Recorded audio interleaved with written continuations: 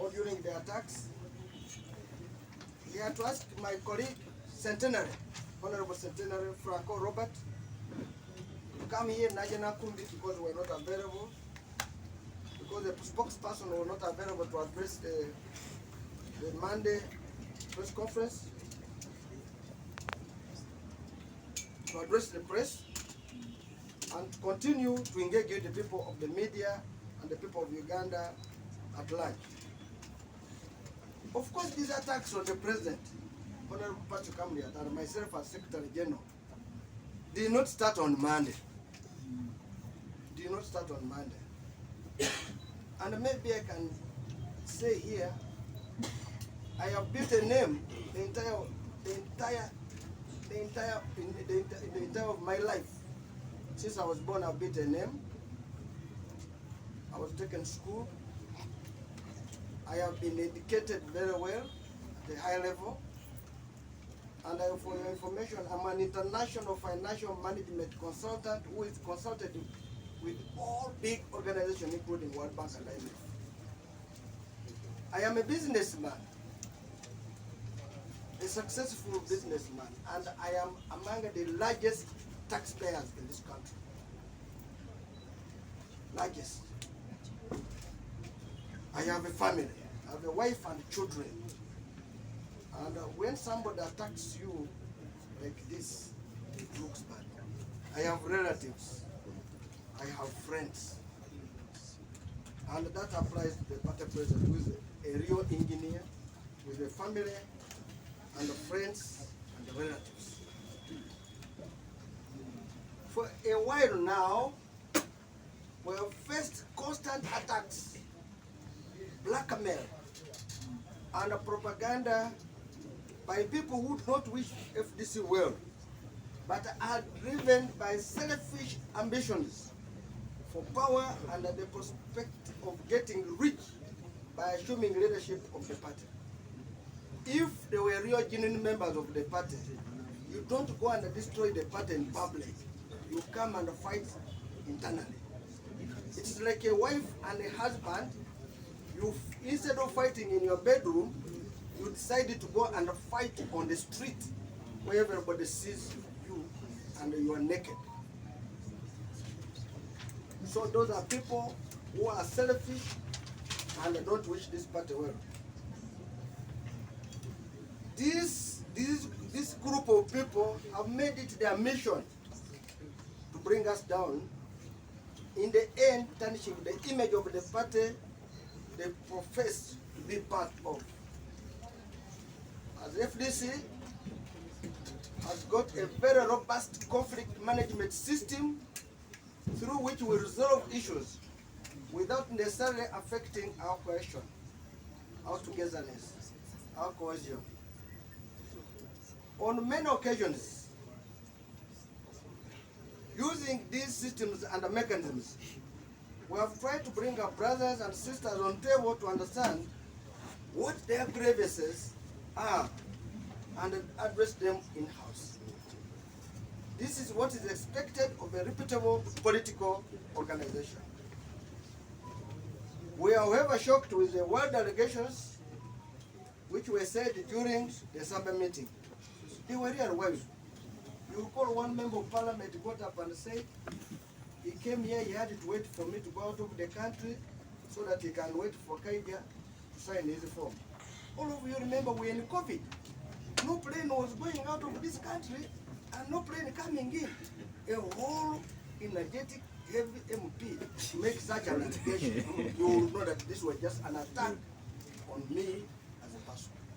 Without anything, but just attack. Of course, the meeting was basically Nandala, Amriat. The whole discussion during the Sunday meeting and the previous attacks are anchored on falsehoods and a very dangerous ploy to damage the reputations we have built over a long time, which is very painful. We have built this over a long time.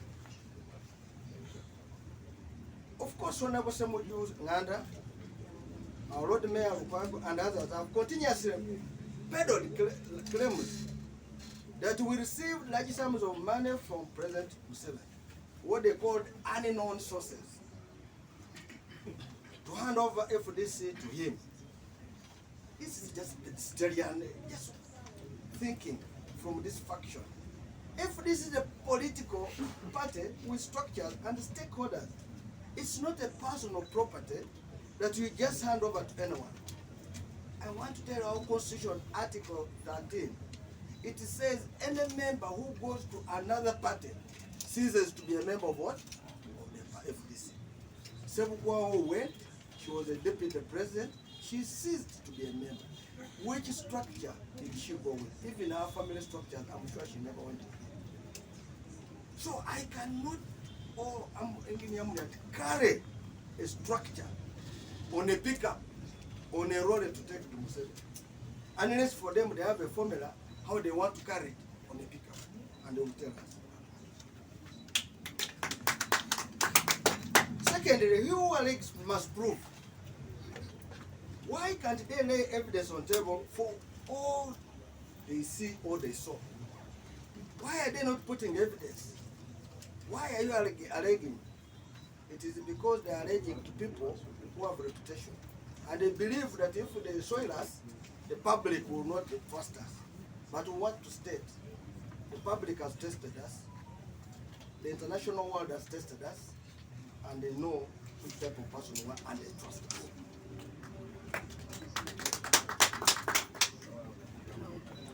Honorable Ssemujju and others have also claimed, I made a deal with President Museveni to hand over FDC in exchange for Bank of Uganda Governor, Job, now Minister of Finance. This allegation has been around since 2012. I want to respond by saying my qualification, my experience and expert are very sufficient to have those positions. Who doubts me? However, no one has ever approached me with that offer, and I'm not interested in working with Museveni.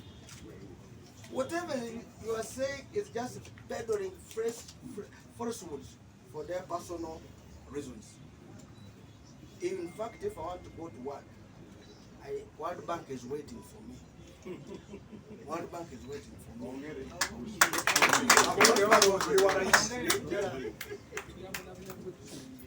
And I consult from so many banks, World Bank, international banks. They allege that we used miscellaneous money to procure vehicles for 2021 general election. These vehicles were paid over a period of time, rather than by a single deposit. And we have evidence we're going to share with you. They were paid over a period of time. These attacks are glaring, deliberately to dwellers, so that Honorable Ssemujju and his clique have their way in taking over the party for selfish ambitions. These armed with the power of the FDC members shall not allow it to happen. I want to call on members of FDC, you should not allow this happen. You shouldn't. You have heard these are newcomers. One is about 2 years, another one is less than 10 years, but they are here wanting to take us. We have been in the trenches for the entire life.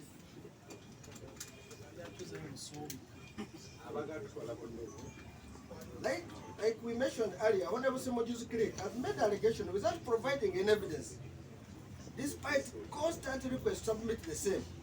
If this is not malice, what is it? Why don't you bring evidence?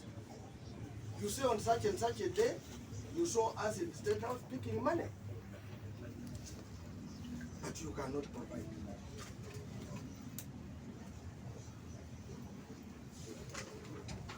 As human beings, we are tempted to follow the path they have taken in the past month of maligning us. However, as seasoned, respectable leaders, we shall not. We are respectable. We shall only provide the evidence to confirm who is who. We have decided to share something for you to appreciate of the person and the character of Honorable Ssemujju in frequent drawing public funds in millions of shillings for activities he has never undertaken. We're going to share with you. In only less than 6 months, a man got money from the public, 378 million. If we give you 400 years, you can run away. He claimed it to have traveled. If you get information we're getting, in some of those areas, he never traveled. He was in one country, in 3 countries on one same day, which are far apart. Far apart. He tells us that Museveni should declare his relatives as employed. In the parliament as a chief whip, as now a whip, who are those working and being paid in his office by parliament? Never say you have a piece in your, a speck in your eye when you have a lobe in your eye. All this we are going to share with you, and you are going to do it for your own analysis to confirm what a leader you have who claims to be clean. Yet,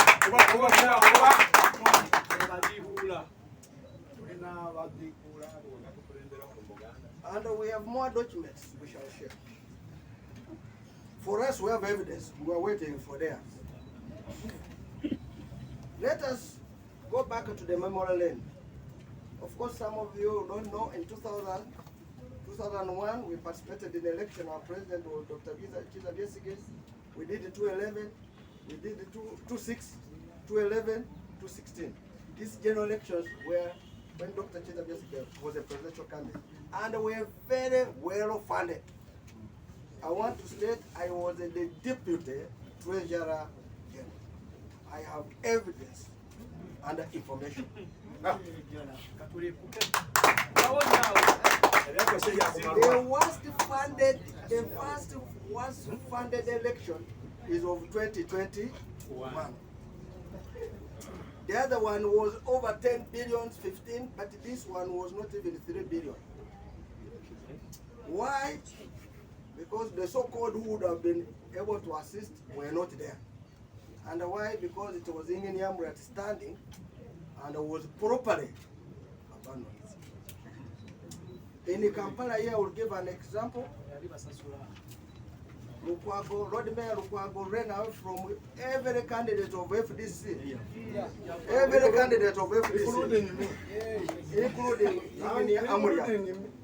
In fact, we have a petition which says he went against the party. If you cannot support your own, now you want to come to support who? Amuria suffered. That applies to my brother Nandala Ssemujju. He ran away. But I want to give you a simple experiment to show who are those who get public resources. Who made billboards for Rwanda? You remember the billboards? Yes. Who made them? Who made the billboards for Ssemujju? We have got somebody who says those billboards each was over up. Each of them spent over 1 billion. Ssemujju spent over what? 1 billion. Show me the kiosk which sells airtime which belongs to Ssemujju. Have you ever seen his kiosk of MTN airtime? So where did he get the money?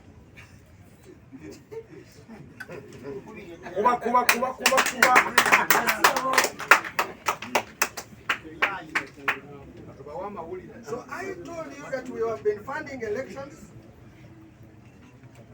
It has never been an issue. All those periods, nobody has ever questioned where was the source of what? Funding. But in the 2021 is where the question is what?